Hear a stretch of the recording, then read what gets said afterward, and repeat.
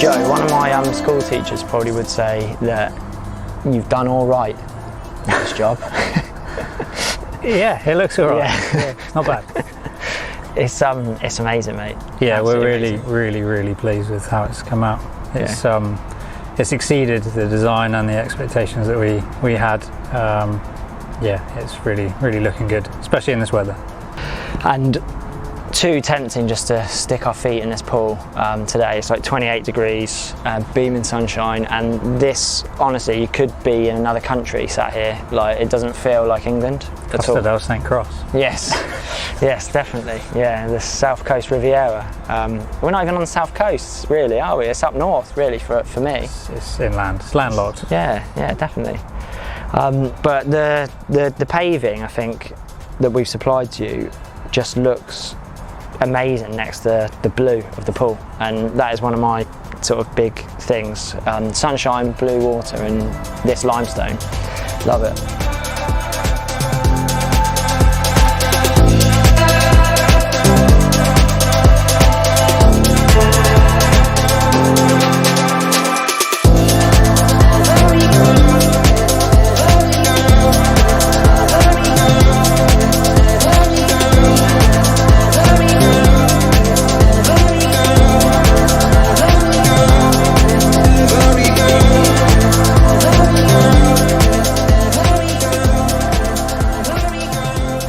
And obviously we've been following this one since the beginning, and I actually have been getting a lot of questions from people recently saying, like, is it finished, is it ready?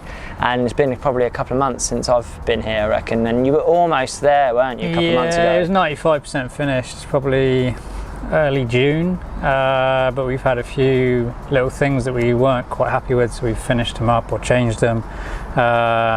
So yeah, it's been a little bit of a sort of ongoing thing to get it over the line right at the end, but the guys have been using it, the clients have been in the pool pretty much every day since it's been up and running. The line has been in and the cover's been on, so they've been enjoying it.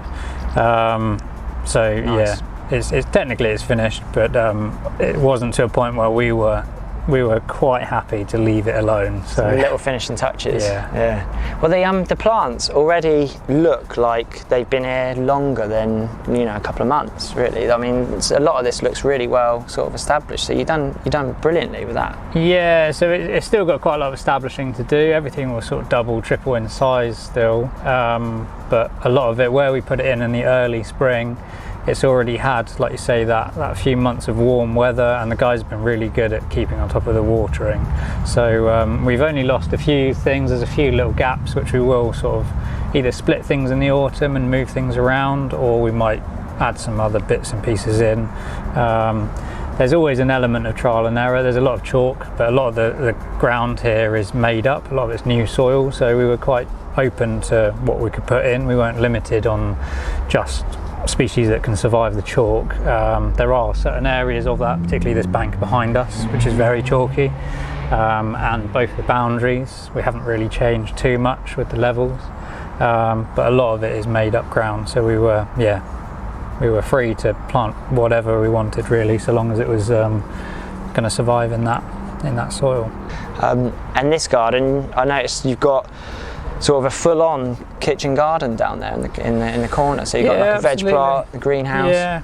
So there was already, before we started, just to set a bit of context, this entire area where the swimming pool was just grass. There was two very mature apple trees that were sort of on their way out, and the ground sort of sloped down towards the fence line.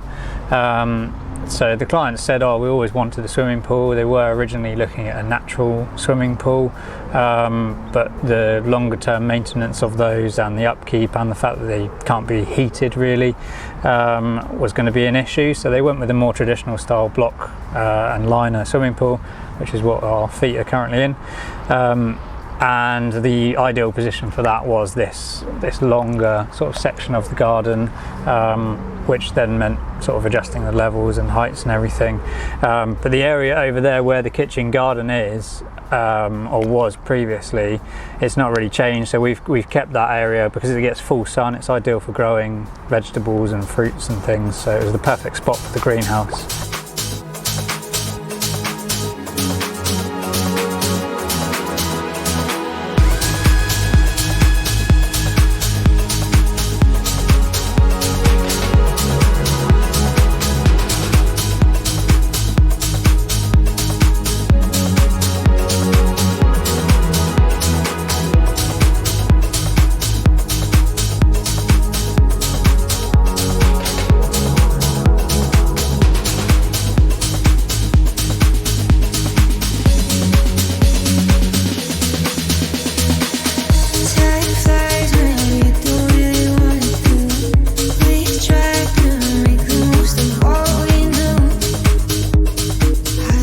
this is literally unrecognisable from when I first came here. And I think a lot of people without the experience in landscaping and stuff like that will find it very, very difficult to visualise a garden like this being created from what you started with. Yeah, I mean, the key to us with the design is that we work through the process in 3D. Trying to understand this design in 2D alone is very difficult with the height changes and the level changes.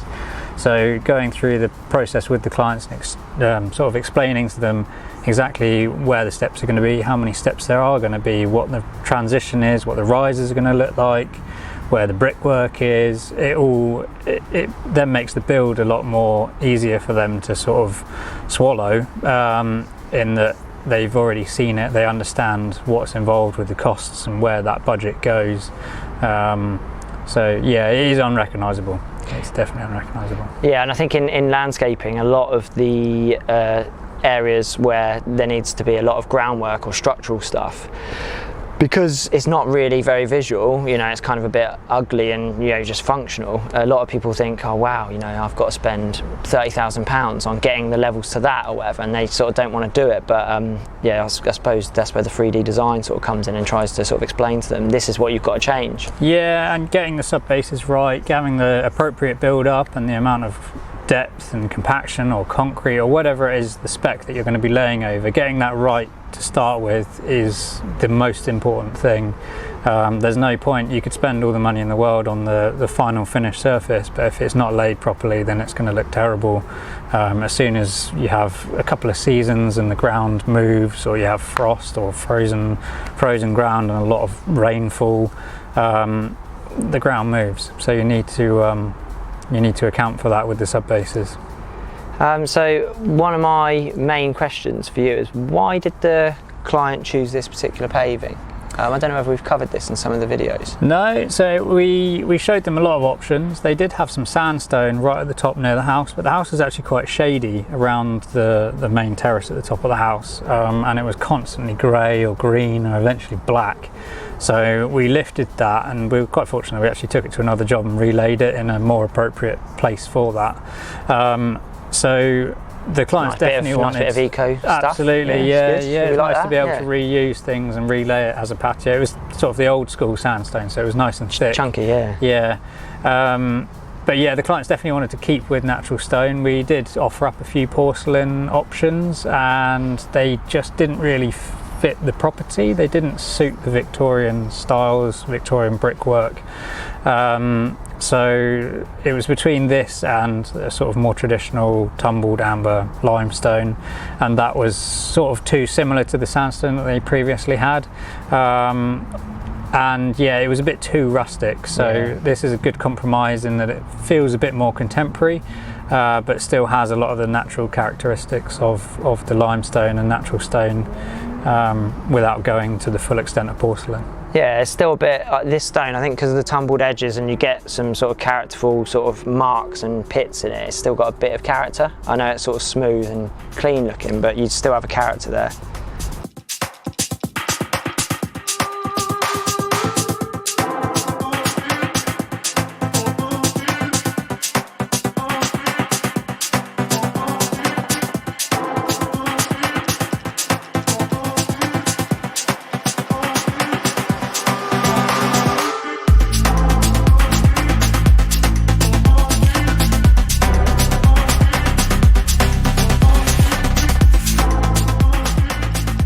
And then the other question is a question we get asked a lot, and yeah, we even invite people to come to our display and do skids on our display, because a lot of people worry about the smoothness of this stone, and it is smooth.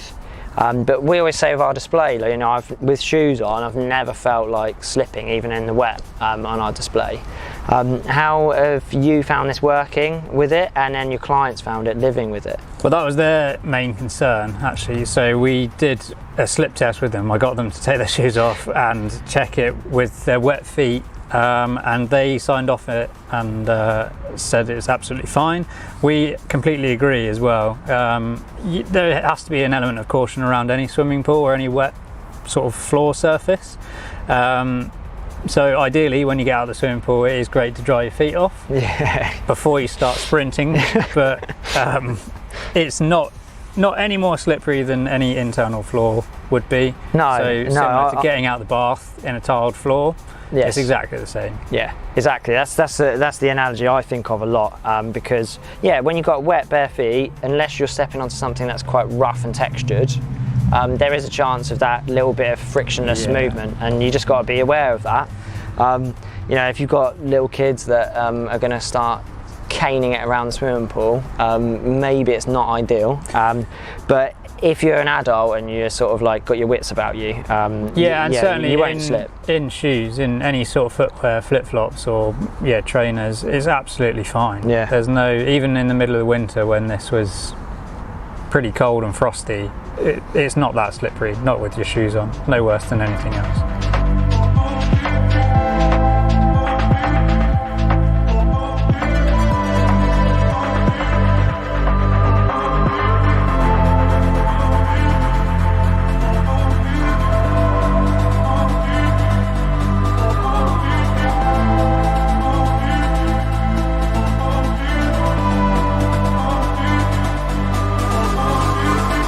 So what is your single favourite part of the job? Like, this is the question I always want to it's a tough one, because this job, everywhere you look, every angle is very photogenic. There's a lot going on, and all the spaces interlink really nicely. There's a lot of good flow.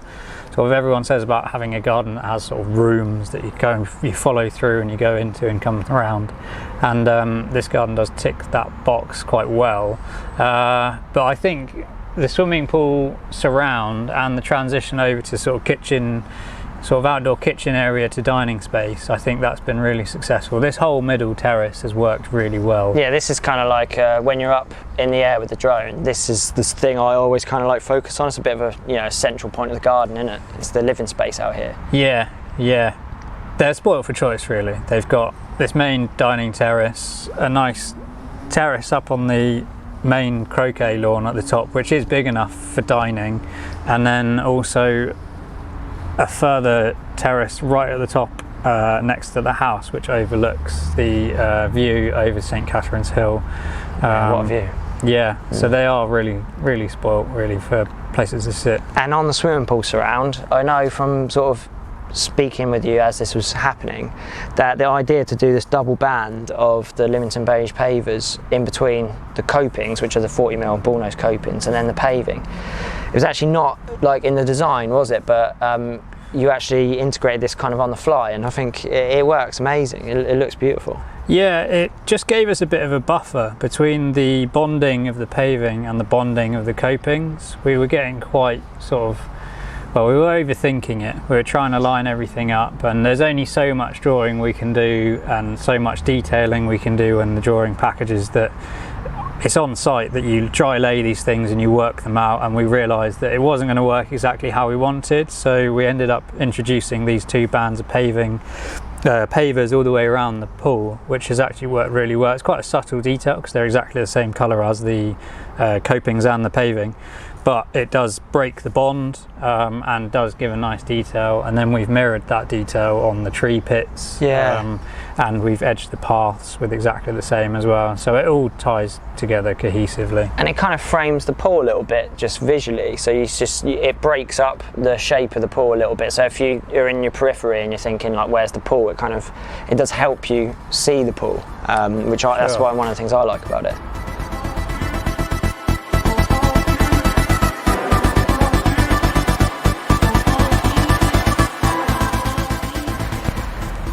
Well, Joe, as always, massive pleasure working with you on this, and really satisfying coming here today to see what it looks like now.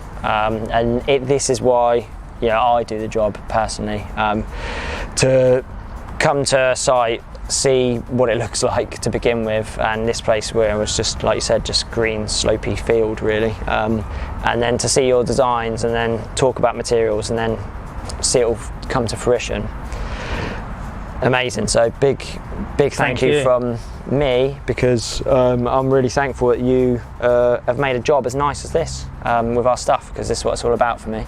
Cheers, mate. Yeah, no, it's been a bit of a slog, but it was a very muddy period at the beginning. But as soon as we started getting concrete down and everything was going in, yeah, it soon transformed. So we're really pleased with it all. Yeah, well done, mate, and on to the next one. Absolutely.